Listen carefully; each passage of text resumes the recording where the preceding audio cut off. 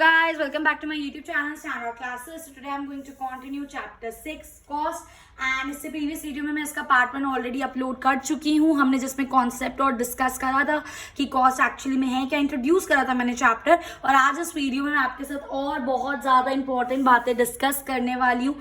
And at the end of the video तो सबसे important topic है आप लोगों के लिए, और वो समझने के लिए ये स्टार्टिंग का समझना आप लोगों के लिए बहुत ज्यादा इंपॉर्टेंट है. So let's get started. आज का हमारा पहला टॉपिक है नॉर्मल प्रॉफिट. नॉर्मल प्रॉफिट क्या होता है?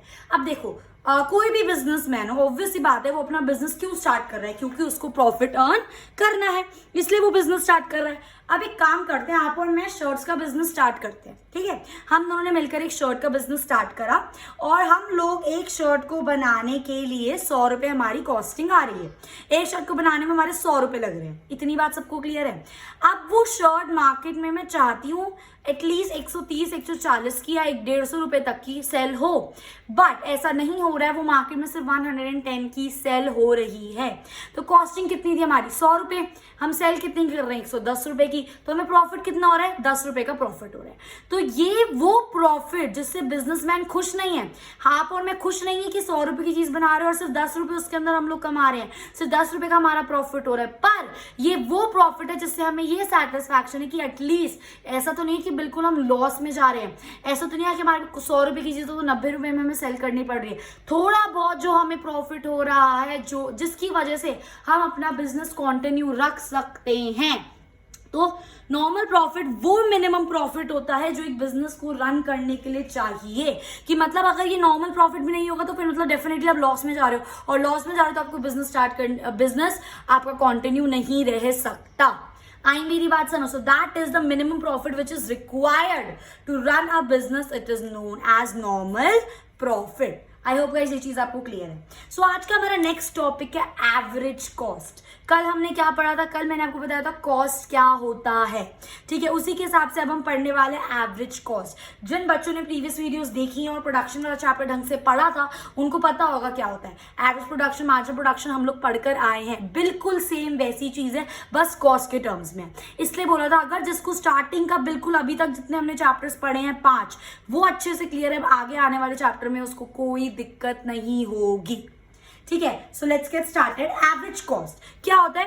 Average cost it refers to the per unit total cost of production. बात को समझो. Per unit total cost of production. For example हम 10 यूनिट बना रहे हैं और 10 यूनिट बनाने में हमारी कॉस्ट कितनी आ रही है? 100 रुपए कॉस्ट आ रही है. ठीक है, अब मैं बोल रही हूँ कि एक यूनिट बनाने में कितनी कॉस्ट आ रही है, तो अब क्या करोगे? 100/10 कर दोगे, दैट मीन्स 10. तो ये हो गई आपकी average cost. Per unit cost कितनी आ रही है?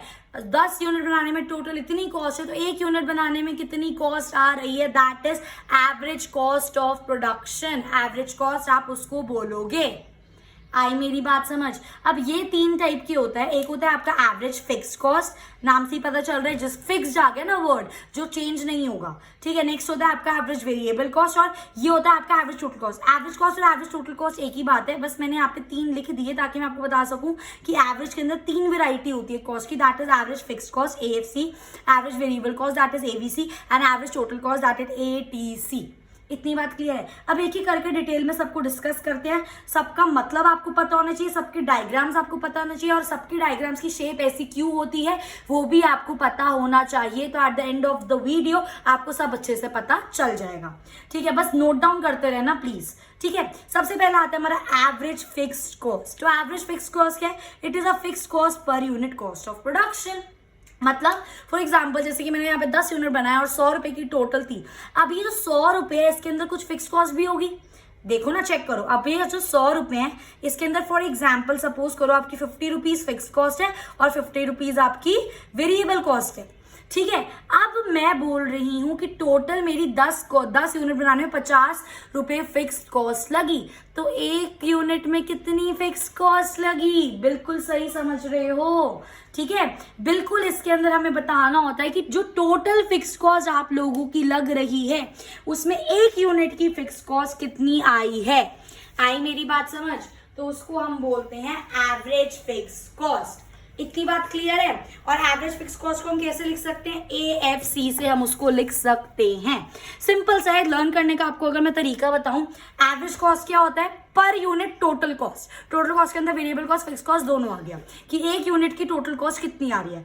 एवरेज फिक्स कॉस्ट क्या होगा, एक यूनिट की फिक्स्ड कॉस्ट कितनी आ रही है, that is your average fix cost. ठीक है, अब आपको फॉर्मूला पता होना चाहिए एवरेज फिक्स कॉस्ट निकालने का। एवरेज फिक्स कॉस्ट निकालने का फॉर्मूला क्या होता है, जो भी आपकी टोटल फिक्स कॉस्ट दे रखी है आप उसको किससे डिवाइड कर दोगे, क्वांटिटी से। यही तो हम यहाँ पे चीज करेंगे, चेक करो। टोटल फिक्स कॉस्ट आपकी 50 है, टोटल फिक्स कॉस्ट है सारे यूनिट की मिला के, और अभी आपको एक यूनिट की निकालनी, तो ऑब्वियसली बात है आपको उसको क्वांटिटी से डिवाइड करना पड़ेगा। और क्वांटिटी कितनी थी मेरी, 10, तो मेरी एवरेज फिक्स कॉस्ट कितनी आ रही है, 5। आई मेरी बात समझ, ये बिल्कुल यूनिटरी मेथड की तरह है कि टोटल कितना है तो 1 का कितना होगा, तो आपको रटने की बिल्कुल जरूरत नहीं है। तो एवरेज फिक्स कॉस्ट का फॉर्मूला क्या हो गया, total fix cost divide by quantity. आप इसको ऐसे भी लिख सकते हो। कुछ बच्चे बोलते हैं दीदी आपने तो ऐसे लिखवाया था, ये क्या है, एक ही तो बात है। आई मेरी बात समझ, ठीक है, हमने डेफिनेशन कर लिया। फटाफट से इसके शेड्यूल पे आओ। देखो आपको क्या दे रखा है, आपको आउटपुट दे रखा है 0 1 2 3 4 5, और आपको टोटल फिक्स कॉस्ट दे रखा है 12 12 12 12 12 12 12। ठीक है, अब आपको एवरेज फिक्स कॉस्ट निकालनी है, तो फॉर्मूला क्या है, TFC अपॉन क्वांटिटी, मतलब 12/0। जब भी डिनोमिनेटर में 0 आ जाए तो हमेशा आंसर क्या होता है, इन्फिनिटी।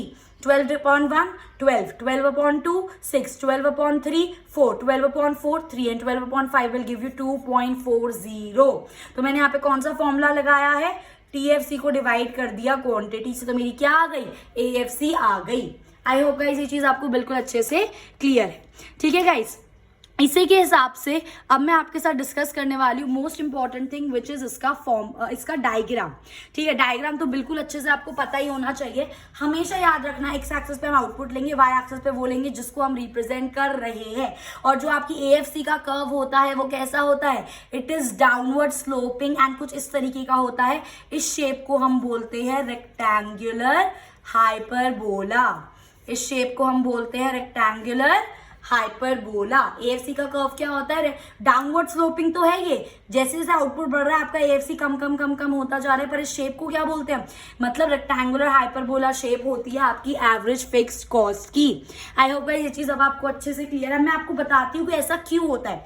पहला क्वेश्चन जो आपके मन में आ रहा होगा वो फिक्स कॉस्ट तो फिक्स रहती है, आउटपुट बढ़े आउटपुट कम हो तो वो चेंज नहीं होनी चाहिए। तो इसका आंसर ये है गाइस, हम यहाँ पर एवरेज फिक्स कॉस्ट निकाल रहे हैं। बात को बहुत ध्यान से समझने की बहुत सारी बात बताने वाली हूँ। अब जब आप कोई चीज सेल कर रहे हो, फॉर एग्जाम्पल मैंने यहाँ पे 10 शर्ट्स बनाई, अब 10 में से हमारा एक सेल कर रही हूँ मैं, तो उसके अंदर मेरी फिक्स कॉस्ट भी है और उसके अंदर मेरी वेरिएबल कॉस्ट भी है। मैंने दूसरा यूनिट सेल करा, दूसरी शर्ट सेल करी, तो उसके अंदर मेरी फिक्स कॉस्ट भी है और उसके अंदर मेरी वेरिएबल कॉस्ट भी है। पर आपकी फिक्स कॉस्ट जो थी, फॉर एग्जाम्पल आपकी फिक्स कॉस्ट 500 है, सपोज करो 500 है। अब एक शर्ट में आपने 500 रुपए का कितने पैसे जोड़े होंगे, चलो समझ लेते हैं हम 10 रुपीज हर शर्ट के साथ फिक्स कॉस्ट को ऐड कर रहे हैं, अज्यूम कर रही हूँ समझाने के लिए। ठीक है, तो आपने एक शर्ट में 10 रुपए बेचे तो आपकी फिक्स कॉस्ट कितनी बची, 490। दूसरे में फिर आपने 10 रुपए बेचे तो आपकी फिक्स कॉस्ट कितनी बची, आपकी कितनी बची, 480 रुपए। बात समझ रहे हो, पहले में आपने 10 के बेच दी, 490 की फिक्स कॉस्ट बची। अब आपने दूसरा यूनिट बेचा तो फिर से आपने 10 रुपए उसमें लगा के बेचे, तो फिक्स कॉस्ट की बात हो रही है यहाँ पे, तो आपकी 480 फिक्स कॉस्ट बची। अब जो आप तीसरा यूनिट बेच रहे हो, क्योंकि आपकी फिक्स कॉस्ट कम कम कम होती जा रही है, पहले 490 हो गई, फिर 480 हो गई। अब जो मैं शॉर्ट सेल करूंगी उसमें फिक्स कॉस्ट का कम शेयर, फॉर एग्जाम्पल 9.5 आ रहा है। मैं यहाँ पे सिर्फ एक यूनिट की बात कर रही हूँ, क्योंकि हमारी फिक्स कॉस्ट फिक्स रहती है और जैसे जैसे यूनिट्स को सेल करते हैं वो फिक्स कॉस्ट कवर होती रहती है। और जब कवर होती रहती है तो जितने ज्यादा आप यूनिट सेल करोगे, हर यूनिट में आपकी फिक्स कॉस्ट की प्राइस फिर कम कम कम होती रहती है। इस वजह से ये शेप हाइपरबोला होती है और डाउनवर्ड स्लोपिंग होती है। आई मेरी बात समझ, ये बहुत इंपॉर्टेंट कॉन्सेप्ट था। उसके बाद मैंने ये सब चीजें इसके बारे में लिखी हैं जो आपको पता होनी चाहिए। AFC फॉल, आपका एवरेज फिक्स कॉस्ट फॉल करता रहता है when there is increase in output. जैसे जैसे आप सेल करोगे आपका पर यूनिट जो फिक्स कॉस्ट का शेयर है वो कम कम कम कम होता रहेगा। इसका रीजन क्योंकि टोटल फिक्स कॉस्ट फिक्स रहती है और हर बार जब हम सेल करते हैं, कुछ पार्ट सेल करा टोटल फिक्स कॉस्ट ऐड करके, फिर एक और सेल करा तो टोटल फिक्स कॉस्ट फिर कम हो गई, फिर सेल करा तो टोटल फिक्स कॉस्ट फिर कम हो गई। तो जब ये कम हो रही है तो पर यूनिट की फिक्स कॉस्ट ऑटोमेटिकली कम कम कम कम होती रहेगी। शेप क्या होती है इसकी, एक हाइपरबोला की तरह इसकी शेप होती है। AFC falls but it can never be zero, ये फॉल भले ही हो रहा है पर ये कभी भी आपका एक्स एक्सिस को मीट नहीं करेगा, ये कभी भी जीरो नहीं हो सकता। क्या रीजन है इसका, क्योंकि आपकी फिक्स कॉस्ट कभी जीरो नहीं हो सकती। आ रही है मेरी बात समझ। एरिया अंडर द कर्व, ये जो कर्व के अंदर का एरिया है ना गाइस, ये क्या होता है, this area is always remain same, ये एरिया हमेशा आपका सेम रहेगा, ठीक है। और क्योंकि ये कभी जीरो नहीं हो सकता इसलिए ना ही एक्स एक्सिस को टच करता है और ना ही वाई एक्सिस को टच करता है। तो ये सारी ऑब्जर्वेशंस आप लोगों को पता होनी बहुत ज्यादा इंपॉर्टेंट है। सब कुछ ये चीज आपको डिटेल में पता होनी चाहिए। फिर से फटाफट से समराइज कर देती हूँ आप लोगों के लिए। AFC क्या होता है, एवरेज फिक्स कॉस्ट, एक यूनिट बेचने में कितनी फिक्स कॉस्ट लग रही है, दैट इज योर AFC। इसका कर्व क्या होता है, इसका फॉर्मूला क्या होता है, TFC डिवाइड बाय क्वांटिटी। इसका कर्व क्या होता है, rectangular hyperbola which is downward sloping, ठीक है। और जैसे जैसे आउटपुट इंक्रीज होता है आपका AFC fall fall fall fall करता रहता है। इसका रीजन मैंने अभी आपको बताया, क्योंकि टोटल फिक्स कॉस्ट फिक्स होती है। जब कुछ सेल करो उसका थोड़ा सा पोर्शन उसके अंदर करोगे तो आपकी फिक्स कॉस्ट कम कम कम कम होती रहती है। तो जितनी कम होगी तो पर यूनिट के हिसाब से आपकी एवरेज फिक्स कॉस्ट भी फॉल करेगी। इसकी शेप होती है रेक्टेंगुलर हाइपरबोला, ये कभी जीरो नहीं हो सकता। क्यों, क्योंकि टोटल फिक्स कॉस्ट कभी जीरो नहीं हो सकती। और ये जो क्योंकि जीरो नहीं हो सकता इसलिए ना ही एक्स एक्सिस को टच करता है कर्व, ना ही ये वाई एक्सिस को टच करता है। और जो इस कर्व के अंदर का एरिया होता है वो क्या रहता है, कांस्टेंट रहता है। I am damn sure AFC बिल्कुल अच्छे से समझ आ गया होगा आप लोगों को, ठीक है गाइस। ओके, इसके बाद हमारा आता है next concept which is average variable cost. Now what is your average variable cost? Again why, पर यूनिट वेरिएबल कॉस्ट, टोटल जो वेरिएबल कॉस्ट लग रही है सारे यूनिट्स को बेचने में, पर यूनिट में कितनी वेरिएबल कॉस्ट आ रही है उसको हम बोलते हैं अपना average variable cost. So it refers two variable cost per unit cost of production. ये बात क्लियर है। और इसको निकालने का फॉर्मूला क्या होगा, जो तो आपकी टोटल वेरिएबल कॉस्ट है उसको अपॉन क्या कर दो, क्वांटिटी। एवरेज फिक्स कॉस्ट में क्या करते थे, जो आपकी टोटल फिक्स कॉस्ट थी उसको अपॉन क्वांटिटी कर रहे थे।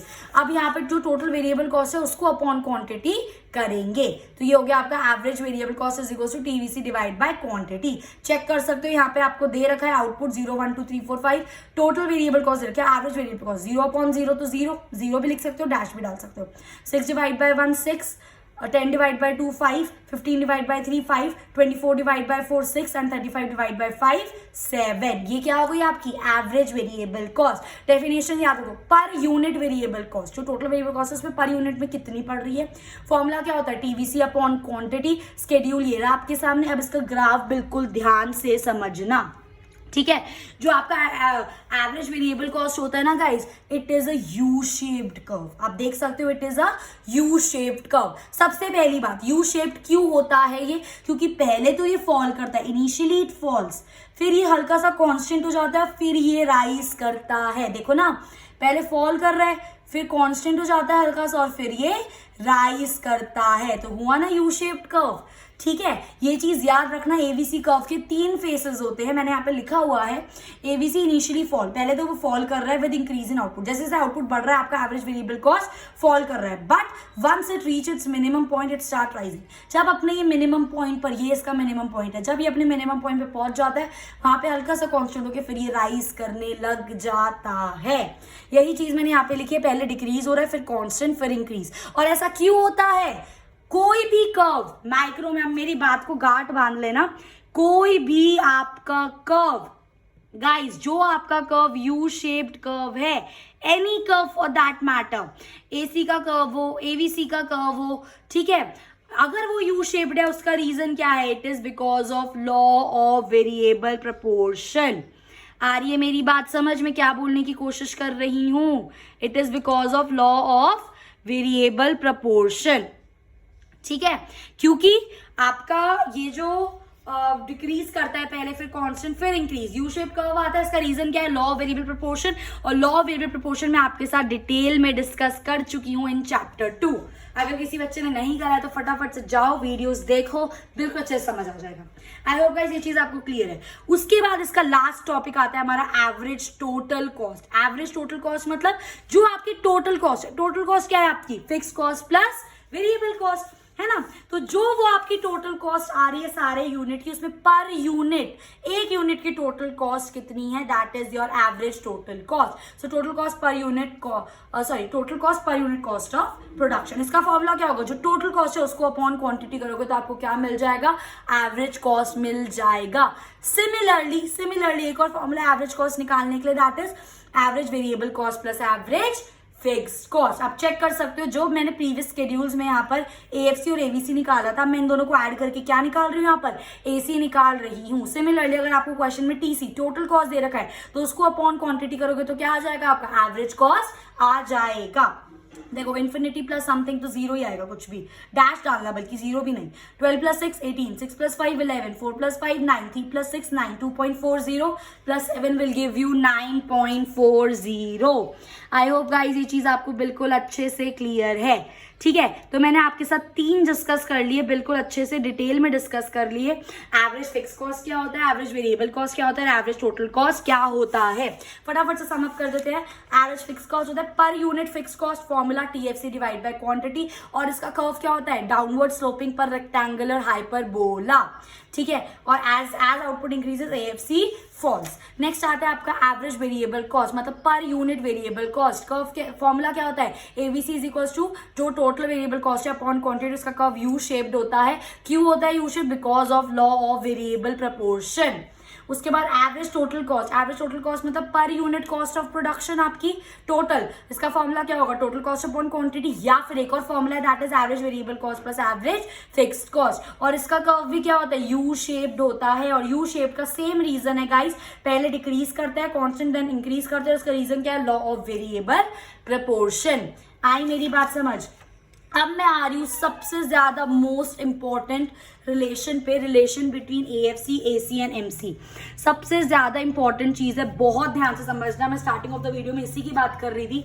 अब देखो सबसे पहले ना आप इसको बनाना सीखो, ठीक है, क्योंकि इसको बनाने में कुछ टेक्निकलिटीज है, तो बहुत ध्यान से देखना एक एक चीज। ठीक है, ये है आपका आउटपुट, ये है आपका एवरेज कॉस्ट, यहाँ पर हम एवरेज वेरिएबल कॉस्ट और एवरेज फिक्स कॉस्ट तीनों चीजें दिखाएंगे। सबसे पहले आप अपना बना लो एएफसी, सबसे पहले आप अपना बना लो एवरेज फिक्स कॉस्ट जो रेक्टेंगुलर हाइपरबोला है। ठीक है, उसके बाद आप बनाओ अपना AC average cost. Average cost कैसे होता है, अभी बताया था, पहले ये फॉल कर रहा है, देन कांस्टेंट होके ये इसका मिनिमम पॉइंट है। ठीक है, फिर ये राइज कर रहा है, this is your average cost. अब बनाओ अपना average variable cost. Average variable cost सबसे पहले आपका फॉल इस पॉइंट पर मिनिमम हो जाता है, और इस पॉइंट से फिर वो क्या करता है, राइज करता है। इसको बोलते हैं हम एवरेज वेरिएबल कॉस्ट। ठीक है, थोड़ा सा और अच्छा बनाना चाहूंगी आप लोगों के लिए, क्योंकि मुझे बताना है, क्योंकि बिल्कुल कर्व्स गलत होंगे तो आंसर गलत है, सब कुछ ही गलत है फिर।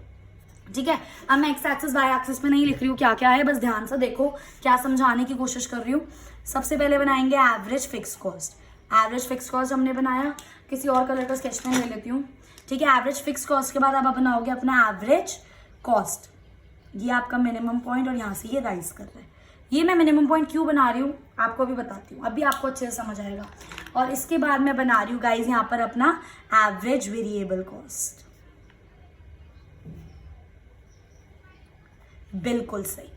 ठीक है, इस तरीके से आपको अपना बनाना है। अब आपको इस डायग्राम में किन किन बातों का ध्यान रखना है, सबसे इंपॉर्टेंट चीज आपको जो ध्यान रखनी है कि एवरेज कॉस्ट हमेशा एवीसी के ऊपर होगा। क्यों, क्योंकि एवरेज कॉस्ट के अंदर दोनों चीजें, एवरेज फिक्स कॉस्ट और एवरेज वेरिएबल कॉस्ट, इसलिए हमेशा आपका एवरेज कॉस्ट एवीसी के ऊपर होगा। दूसरी बात ध्यान रखने वाली, एवरेज कॉस्ट और एवरेज वेरिएबल कॉस्ट दोनों का यू शेप्ड कर्व है, ये हम सबको पता है। जो एवरेज कॉस्ट का मिनिमम पॉइंट है वो बाद में आएगा, और एवरेज वेरिएबल कॉस्ट का मिनिमम पॉइंट पहले आएगा।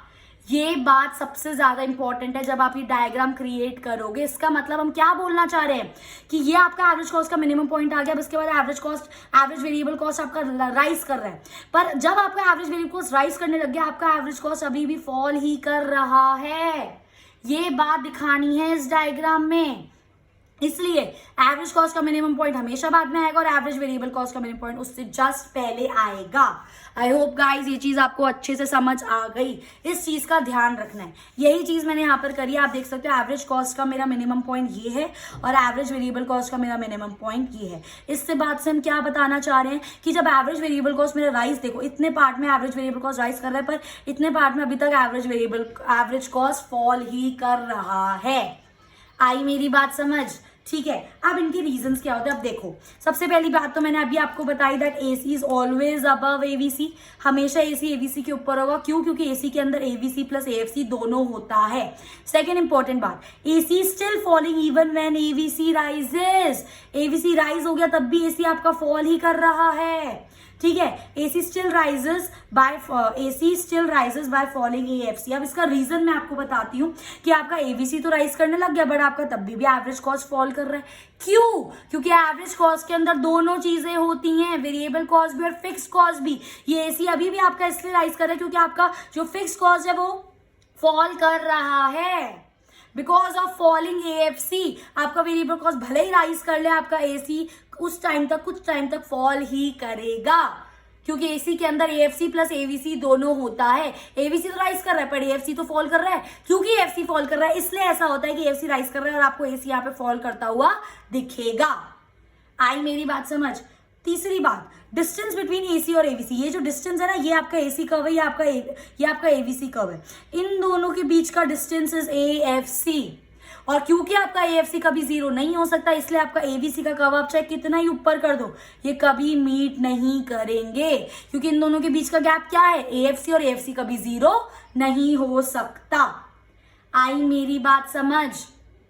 ठीक है गाइस, सो ये था बहुत इंपॉर्टेंट ऑब्जर्वेशन जो आपको पता होनी चाहिए और डायग्राम कैसे बनाना है ये भी आपको पता होना चाहिए। Again very very most important thing. उसके बाद आज की वीडियो का हमारा लास्ट कॉन्सेप्ट है दैट इज मार्जिनल कॉस्ट। मैंने आपको अपनी स्टार्टिंग के इकोनॉमिक्स वीडियोस में भी ये बात बताई है, जहां पे भी वर्ड मार्जिनल दिख जाए ना आपको आंखें बंद करके समझ लो एडिशनल। अब मार्जिनल कॉस्ट का मतलब क्या है? जो हम टोटल प्रोडक्शन कर रहे हैं उसमें अगर मैं एक और यूनिट प्रोड्यूस करूं तो मेरी उसको उस यूनिट को प्रोड्यूस करने के लिए एडिशनल कॉस्ट कितनी आ रही है उसको बोलते हैं मार्जिनल कॉस्ट। फॉर एग्जाम्पल मैंने 10 यूनिट्स प्रोड्यूस कर रखे हैं, 10 यूनिट्स प्रोड्यूस करने की मेरी 100 रुपए कॉस्ट आई है। अब जब मैं 11th यूनिट प्रोड्यूस कर रही हूँ, 11th यूनिट उसको प्रोड्यूस करने के फॉर एग्जांपल अब मेरी टोटल कॉस्ट 110 हो गई, तो पहले 100 थी, अब 11th यूनिट प्रोड्यूस करते ही 10 हो गई, तो मेरी एडिशनल कॉस्ट कितनी लगी? 10 रुपए ही तो लगी। तो एक यूनिट एडिशनल प्रोड्यूस करने की जो कॉस्ट लग रही है उसको बोलते हैं marginal cost. So addition to the total cost when one more unit of output is produce. तो मार्जिनल कॉस्ट के आपके दो फॉर्मूला होते हैं, आप निकाल सकते हो TCN माइनस TCN माइनस 1 और निकाल सकते हो change in TC upon change in quantity. ये बात मैं बस इससे आपको बता दूंगी, ये फॉर्मूला भी समझा दूंगी। ठीक है, उससे पहले ये चीज समझो, MC is not affected by fixed cost, therefore it is only affected by the variable cost. MC जो है आपकी जो फिक्स कॉस्ट, देखो टोटल कॉस्ट होती है, फिक्स कॉस्ट का MC पर कोई फर्क नहीं पड़ता क्योंकि हम एडिशनल की बात कर रहे हैं। जब हम एडिशनल यूनिट की बात कर रहे हैं फिक्स कॉस्ट जो है वो तो है ही, उसको तो हम कुछ नहीं कर सकते, चाहे मैं एडिशनल प्रोड्यूस करूँ तब भी वो जीरो है, चाहे मैं एडिशनल ना प्रोड्यूस करूँ तब भी वो जीरो है। पर जो आपकी वेरिएबल कॉस्ट है वो बढ़ रही है बिकॉज मैं एक और यूनिट प्रोड्यूस कर रही हूँ। तो हमेशा MC पर फिक्स कॉस्ट का कोई असर नहीं होता, MC is independent of fix cost, पर वेरिएबल कॉस्ट का उस पर असर पड़ता है। तो ऐसे बहुत बार क्वेश्चंस होते हैं, आपको बोलते हैं MC निकाल दो और आपको TC क्वेश्चन में नहीं दे रखा होता पर आपको TVC क्वेश्चन में दे रखा होता, तो बच्चे सोचते हैं भाई TC दे ही नहीं रखा क्योंकि देखो दोनों फॉर्मूला में TC यूज हो रहा है, इसमें भी TC यूज हो रहा है, इसमें भी TC यूज हो रहा है। बच्चे सोचते हैं जब क्वेश्चन में TC दे ही नहीं रखा तो मैं MC निकालू कैसे? पर भाई अगर आपको TC नहीं दे रखा, आपको TVC तो दे रखा है। तो क्वेश्चन में जब भी TC ना दे रखा हो, अगर TC दे रखा है बहुत अच्छी बात है, उससे MC निकाल दोगे, पर अगर TC नहीं दे रखा, TVC दे रखा है सिर्फ, तो TVC में भी सेम फॉर्मूला अप्लाई करके बस TC की जगह TVC आ जाएगा, आप MC निकाल सकते हो। क्यों? इसका रीजन है क्योंकि फिक्स कॉस्ट का मार्जिनल कॉस्ट पे कोई असर नहीं पड़ता। आ रही है मेरी बात समझ? सारे टाइप के एग्जाम वो कराऊंगी आपको मैं, न्यूमेरिकल्स, बिल्कुल टेंशन मत लो इस बात की। ठीक है, अब मैं आती हूँ कि आपको निकालना कैसे, ये दो फॉर्मूला यूज करके। बात को ध्यान से समझेंगे सारे बच्चे, ये ऑलरेडी आप कर चुके हो TP वाले में, बट एक बार फिर बता रही हूँ। सबसे पहले TC निकालो, TC निकाल सकते हैं। TC निकालने का फॉर्मूला क्या होगा हमारा? TVC plus TFC। तो कर दो 12 प्लस 0 12, 12 प्लस 6 कितना हो गया? 18। 12 प्लस 10 कितना हो गया गाइस? 22। 15 प्लस 12 कितना हो गया? 25, 27। 24 प्लस 12 34, 36। 35 प्लस 12 35, 45, 47। ये हो गई हमारी टोटल कॉस्ट। अब मैंने दो एमसी के निकाले ताकि मैं दो फॉर्मूला से आपको बता सकूं। हमेशा याद रखना फर्स्ट वाला एमसी डैश होता है। क्यों? देखो ये क्या है? TCN minus TCN minus 1। मतलब क्या? TC अगर n को मैं 1 ले रही हूँ minus TC 1 minus 1 0, TC 1 minus TC 0। ठीक है, ये तो देखो जब आउटपुट आपका जीरो है, ठीक है, आपकी टोटल फिक्स देखो वेरिएबल कॉस्ट 0 है, टोटल फिक्स कॉस्ट आपकी 12 है, तो टोटल कॉस्ट भी आपकी कितनी आ गई? 12 आ गई। अब क्या आपका 12 के ऊपर कुछ है? नहीं है ना, तो इसलिए फर्स्ट एमसी हमेशा हमारा क्या होता है? 0। कहने का मतलब क्या है कि आपका जो भी मार्जिनल कॉस्ट होगा वो आउटपुट ऑफ 0 पे क्या होता है? 0। अब उसके बाद देखो क्या है, अब ये वाला फॉर्मूला देखो। एक और चीज बताना चाहूंगी, एक और चीज, ये वाला फॉर्मूला देखो ध्यान से। TCN माइनस TCN माइनस 1, इसको गंदा क्यों करते हैं? यहाँ पे लिख लेते हैं क्योंकि मुझे अभी आपको डायग्राम भी एक्सप्लेन करना है। ठीक है, चेक करो फटाफट से। TCN माइनस TCN माइनस 1, ये बात हो रही है। ठीक है, अब मैं यहाँ पर TC 0 की बात कर रही हूँ। TC 0, N मतलब 0 ना, आउटपुट, N मतलब output, minus TCN minus 1, 0 minus 1 negative. क्या माइनस में कुछ है आपके पास इसके ऊपर? नहीं, तो इसलिए यहाँ पर क्या है? डैश। नेक्स्ट पर आ जाओ, TC अब 1 ले लो। TC 1 माइनस TC 1 माइनस 1 क्या हो जाएगा? 0। मतलब TC का जो 1 है दैट इज 18 में से 12 माइनस करना है, तो क्या आएगा? 18 में से 12 गया, 13, 14, 15, 16, 17, 18, 6 आएगा। आई मेरी बात समझ? अब नेक्स्ट निकालो, TC2 माइनस TC2 माइनस 1 मतलब 1, तो मतलब जो TC2 है उसमें से 18 को माइनस कर दो, क्या हो जाएगा? 4। आ रही है मेरी बात समझ? तो एक सिंपली आपको ये करना है, दिस माइनस कुछ है नहीं, डैश। 18 माइनस 12 6, 22 माइनस 18 4, 27 में से आपके 22 चले गए तो 5 बचेगा, 36 में से आपका 27 चला गया तो कितना बचा? 31, 32, 33, 34, 35, 36, 9। और आपका 47 में से 36 चला गया तो आपका कितना बचा? 11, है ना, if I am not wrong. 37, 38, बिल्कुल आई वाज राइट, 11। थोड़ी कैलकुलेशन करनी पड़ती है। आई मेरी बात समझ? तो हम ये वाला फॉर्मूला क्या होता है? This minus this, this minus this, this minus this, simple. एक और फॉर्मूला है change in TC upon change in quantity. मतलब क्या? चेंज कैसे करते थे? सेकंड माइनस फर्स्ट चेंज करते थे। क्या ये सेकंड है, इसके ऊपर कुछ फर्स्ट है आपका? नहीं, तो ये तो डैश ही हो गया। ठीक है, अब देखो 18 में से 12 गया, चेंज करो ना, चेंज क्या होता है? सेकंड माइनस फर्स्ट, तो 18 minus 12 upon change in quantity क्या हुआ? 1 माइनस 0। तो 18 में से 12 गया, कितना बचा? 6 अपॉन 1, तो आंसर क्या आएगा? 6। नेक्स्ट चेक करो, चेंज 22 माइनस 18 क्या हुआ आपका? 22 minus 18 upon change 2 upon 2 minus 1। देखो चेंज तो देखो सबका 1 1 1 ही है। ठीक है, तो 22 में से 18 गया, कितना बचा गाइस? 4 बचा, और अपॉन 1, तो यहाँ पर आंसर क्या आ गया आपका? 4। सिमिलरली 27 माइनस 22 चेंज हो गया, और 3 माइनस 2 1, तो 27 माइनस 22 कितना होता है? 5, और 3 में से 2 गया, 1 बचा। ठीक है, सेम तरीके से एक और करके दिखाती हूँ मैं आपको। 36 माइनस 27 चेंज निकाल रहे हैं, दिस माइनस दिस, अपॉन कर रहे हैं चेंज इन क्वांटिटी, 4 माइनस 3, तो आपका आंसर अगेन आ जाएगा 9। सिमिलरली 47 माइनस 36 देखो ना, 47 माइनस 36 अपॉन 5 माइनस 4, तो अगेन आपका आंसर आ जाएगा 11। तो ये आपके दो फॉर्मूला है जिससे आप एमसी निकाल सकते हो। बाय चांस अभी अगर आपको नहीं ढंग से क्लियर हुआ हो तो बिल्कुल टेंशन मत लेना, जब न्यूमेरिकल करेंगे बहुत अच्छे से समझ आएगा। ठीक है, बस लास्ट चीज सुन लो, एमसी का कर्व क्या होता है? अगेन यू शेप्ड कर्व होता है। क्यों? क्योंकि पहले फॉल करता है फिर वो राइज करता है, इसलिए आपको यू शेप्ड कर्व होता है। पर रीजन क्या है यू शेप्ड कर्व होने का? That is law of variable proportion. तो आपने सीखा आज एसी का कर्व यू शेप, एबीसी का कर्व यू शेप और एमसी का कर्व यू शेप, सारे curve U shape because of law of variable proportion. AFC का कर्व क्या होता है? आपका रेक्टेंगुलर हाइपरबोला। और उसके बाद मैंने आपको सारे फॉर्मूला सिखाए। एएफसी को निकालने का फॉर्मूला क्या होता है? TFC upon Q. एबीसी निकालने का फॉर्मूला क्या होता है? TVC upon Q. एसी निकालने का फॉर्मूला क्या होता है? TC upon Q. और एक और फॉर्मूला होता है एएफसी प्लस एबीसी। ठीक है, उसके बाद मैंने आपको ये डायग्राम बनाना भी सिखाया जो कि सबसे ज्यादा मोस्ट इंपॉर्टेंट है, ये आपको पता होना चाहिए, ये पॉइंट्स का ध्यान रखना है आपको। उसके बाद मार्जिनल कॉस्ट के मैंने आपको दो फॉर्मूला बताए, दो फॉर्मूला सॉल्व करके दिखाया। अभी न्यूमेरिकल करेंगे तो और अच्छे से बताऊंगी। और मैंने आपको यहाँ पे भी एक इंपॉर्टेंट बात बताई कि मार्जिनल कॉस्ट पे फिक्स कॉस्ट का कोई असर नहीं पड़ता, सिर्फ वेरिएबल कॉस्ट का असर पड़ता है। ठीक है, जब न्यूमेरिकल करेंगे और क्लियर होगा। और इसका कर्व भी यू शेप्ड होता है because of law of variable proportion. और लॉ ऑफ वेरिएबल प्रपोर्शन क्या होता है वो मैं आपके साथ ऑलरेडी डिस्कस कर चुकी हूँ. So with this I'm completing this video. In my next video I'll be starting I will be actually continuing with this chapter. So guys, कुछ भी डाउट हो कमेंट करके मुझे ज़रूर बताना, थोड़ा सा भी डाउट हो. So if you like my video, please like करो, share with your friends and subscribe my channel Standard Classes if you have not done it yet. Till then I will see you in my next video. Till then, happy learning.